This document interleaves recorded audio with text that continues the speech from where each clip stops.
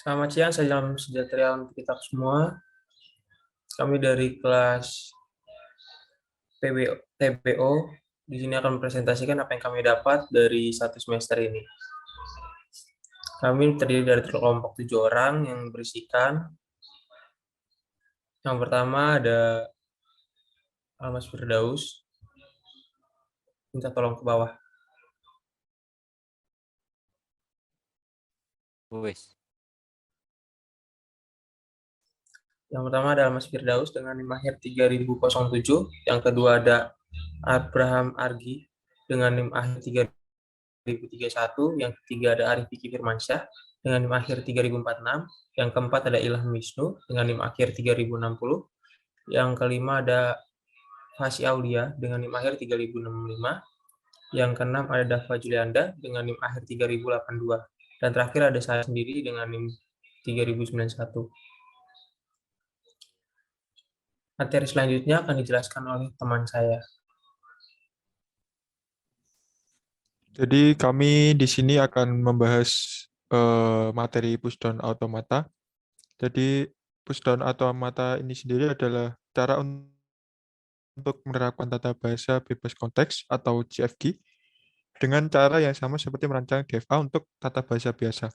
Bedanya pada DFA dapat mengingat informasi dalam jumlah terbatas, sedangkan PDA dapat mengingat informasi dalam jumlah yang tak terbatas karena memiliki penyimpanan yang lebih besar dibanding DFA.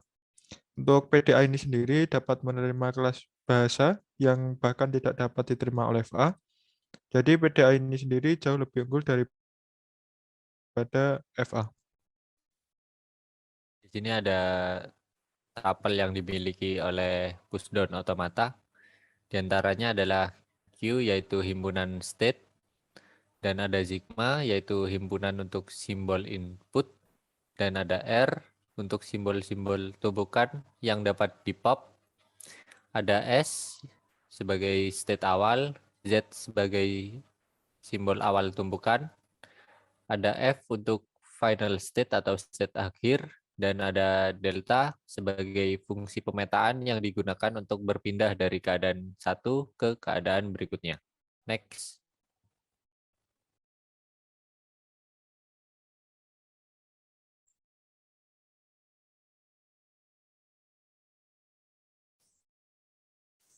Di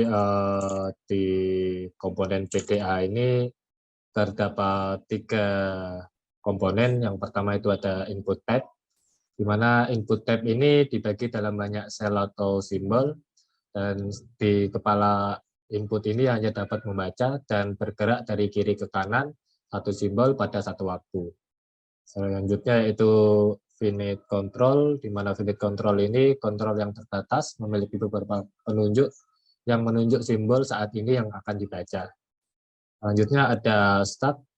Stack atau tumpukan ini adalah struktur di mana kita dapat mendorong atau menghapus item dari satu ujung saja, dan ini memiliki ukuran tak terbatas. Di PDA ini stack digunakan untuk menyimpan barang sementara. Selanjutnya ada operasi pada stack, di mana operasi pada stack ini terdapat 2 operasi, yaitu pop dan push, di mana pop ini simbol untuk membaca dan menghapus, dan push ini simbol untuk menambahkan nilai di bagian atas. Next. Baik, selanjutnya ada transisi dalam PDA. Jadi di sini ada keadaan Q1 ke Q2, seperti pada gambar dikasih label. Jadi A, B, dan juga C, di mana A ini inputannya, dengan B itu adalah stack top simbolnya, yang C ini simbol push. Jadi kalau pada stack key kita menemukan string A dan simbol teratas pada stack itu adalah B, maka kita pop si B dan kita push C ke dalam stack dan akan berpindah ke dalam state key 2. Next.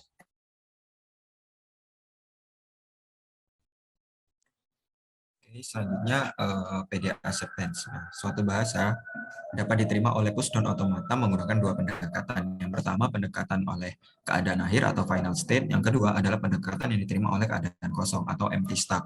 Nah, untuk yang keadaan akhir ini atau final state ini, jika PDA memasuki keadaan akhir ketika nilai nilainya itu bernilai 0 atau lebih.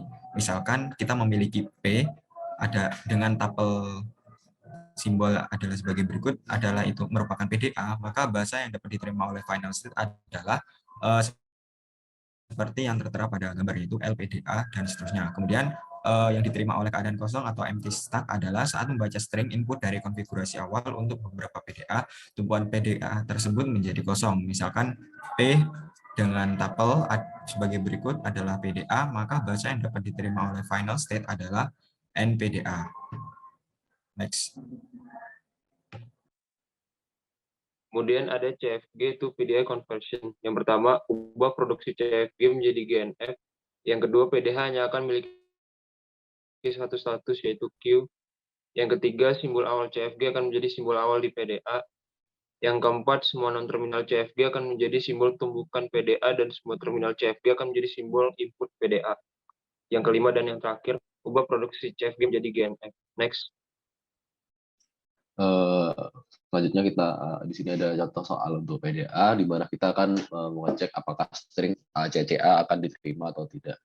Di sini ada diketahui ada himpunan state yaitu Q1 dan Q2 untuk himpunan simbol input ada A dan C, untuk stack ada A, C dan Z, untuk state awal ada Q1, untuk state akhir ada Q2 dan simbol awal stack adalah Z. Dan di sini juga ada fungsi transisinya. Lanjut ke penyelesaian. Jadi untuk state awal Q1 karena awal stack-nya itu Z dan input string-nya A, kita bisa menggunakan fungsi transisi yang kedua di mana akan mempush A. Dan selanjutnya untuk yang kedua karena input string-nya adalah C dengan tumpukan paling atas itu A, maka kita bisa menggunakan fungsi transisi yang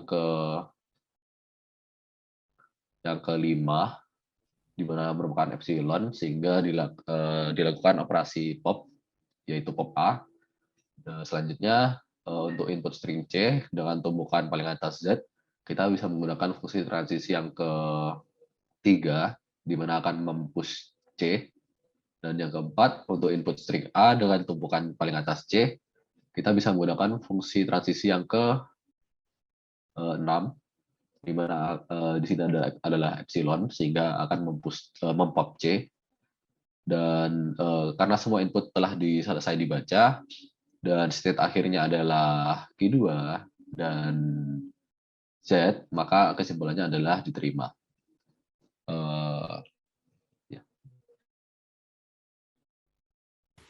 Sekian presentasi dari kelompok kami. Jika ada salah kata ataupun kekurangan kami mohon maaf.